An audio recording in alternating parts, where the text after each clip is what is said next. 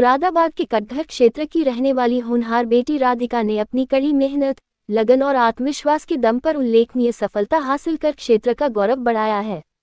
राधिका की सफलता इसलिए भी विशेष है क्योंकि बचपन में ही उसके माता पिता का निधन हो गया था और उसे जीवन की अनेक कठिन परिस्थितियों का सामना करना पड़ा। माता पिता के निधन के बाद भी राधिका ने हिम्मत नहीं हारी। सीमित संसाधनों और संघर्षपूर्ण जीवन के बावजूद उसने अपने लक्ष्य को नहीं छोड़ा और निरंतर मेहनत करती रही। आज उसकी इस उपलब्धि पर पूरा कटघर क्षेत्र गर्व महसूस कर रहा है। स्थानीय लोगों का कहना है कि राधिका ने ये साबित कर दिया है कि यदि इरादे मजबूत हों तो कोई भी कठिनाई सफलता के रास्ते में बाधा नहीं बन सकती।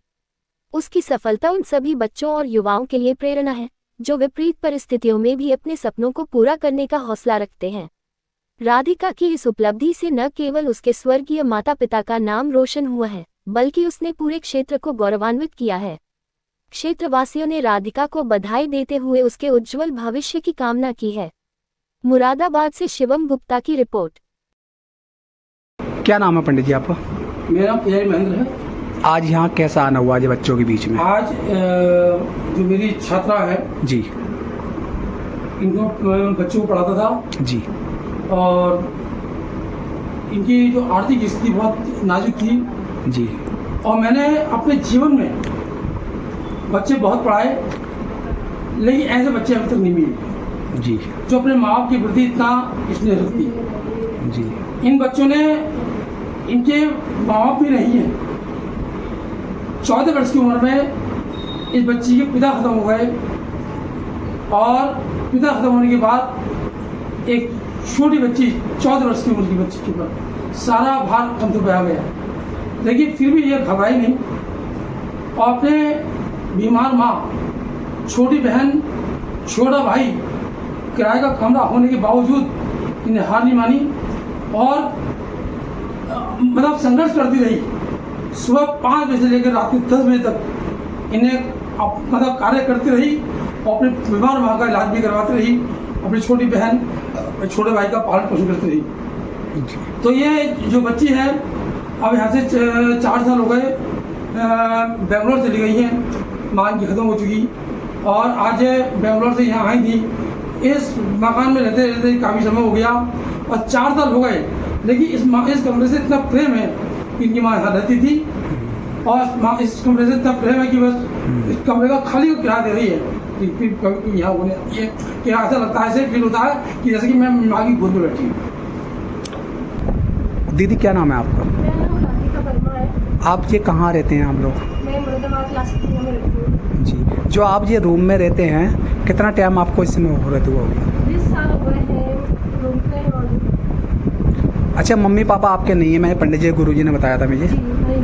अच्छा, तो कैसा फीलिंग होता है? मैंने सुनी 4 साल से आप किराया भी देते हो, इस रूम में आते हो। मम्मी रूम पे रहती थी, ऐसा लगता था मम्मी हमारे पास में ही है। मतलब इस वजह से उनकी जो फीलिंग्स है, उनका जो प्यार है ना, हम उनको जाने नहीं देते, इसलिए रूम का वारा हम देते रहते हैं ताकि उनको महसूस करने के लिए। मम्मी को ऐसा लगता है कि मैं चाहती तो ये घर में, अगर मेरी औकात इतनी होती तो मैं ये घर खरीद नहीं सकता, मेरी इतनी औकात नहीं है जो मैं ये कर रहे थे बुक कर सकूँ। इस वजह से मेरी चाहना है कि बस मम्मी की यादों में यहाँ पे जो है आते हो, देखने आते हो। हाँ, छोटा मोटा भी जो भी होगा मैं अपनी मम्मी के लिए ले लूँ, बस उनके लिए, क्योंकि वही यहीं पे मतलब खत्म होने इस वजह से। आप कितनी बहनें हो? हम 4 बहनें हैं। 4 बहनें हो। 4 बहनें में से शादी हुई किसी की? 2 की शादी हो गई, 2 रह गई। अच्छा, 2 की शादी हो गई, 2 रह गए हैं। तो अब आप क्या काम करते हो? क्या मैं डाटा एंट्री का काम करती हूँ। किस जगह?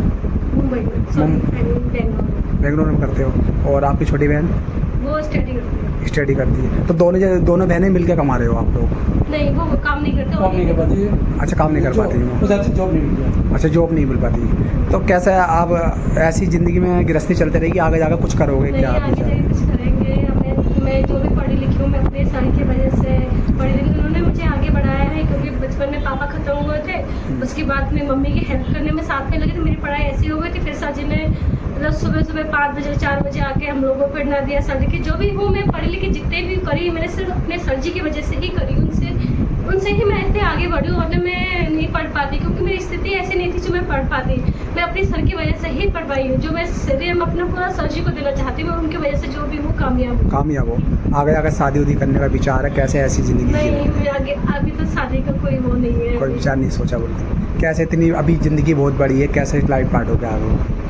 भगवान जी के ऊपर है। अभी मैंने ये सब चीज़ के बारे में कभी सोचा नहीं है कि शादी करूँगी ये वो। मेरा कोई ऐसा कोई वो नहीं है, मन नहीं है। अच्छा, जैसा आजकल मैं देखता हूँ कुछ लड़के लड़की होती हैं, उनके माँ बाप होते हैं, ठीक है, तो बहुत लोग खुश रहते हैं, और जिनके माँ बाप नहीं होते उनके ऊपर क्या बीतती होगी आपको तो कोई पता नहीं है। सबके मम्मी पापा होने चाहिए। मैं चाहती हूँ जो मम्मी पापा की कदर नहीं होता है ना, वो बाद में बहुत पछताता है। मैंने अपनी मम्मी को बहुत सेवा करी थी, बहुत प्यार किया था, बट देखिए जो मैं चाहती थी, क्योंकि उस टाइम हमारी स्थिति ऐसी नहीं थी जो माँ बाप को वो हम खुशी दे सके। अब हम थोड़ा सही हो गए, पर ये है कि मम्मी पापा को हमने वो खुशी दे नहीं पाई। उस चीज़ के लिए मुझे ज़िंदगी बहुत रिग्रेट रहेगा। मतलब वो जो ऐसा आराम की जो ज़िंदगी होती है ना, मम्मी पापा को मैं दे नहीं पाई। मैं चाहती थी मैं कुछ कर अच्छे से रहूँ, थोड़ा हमारी परिस्थिति अच्छी हो जाए, जो अपने मम्मी पापा को वो लाइफ दे सकूँ। बट उनसे पहले मेरे मम्मी पापा ख़त्म हो गए, जब हमारी स्थिति सही होगी। बस इस चीज़ के लिए मुझे मलाल है, मतलब कि मैं अपने माँ बाप को वो खुशी दे नहीं पाई जो वो मतलब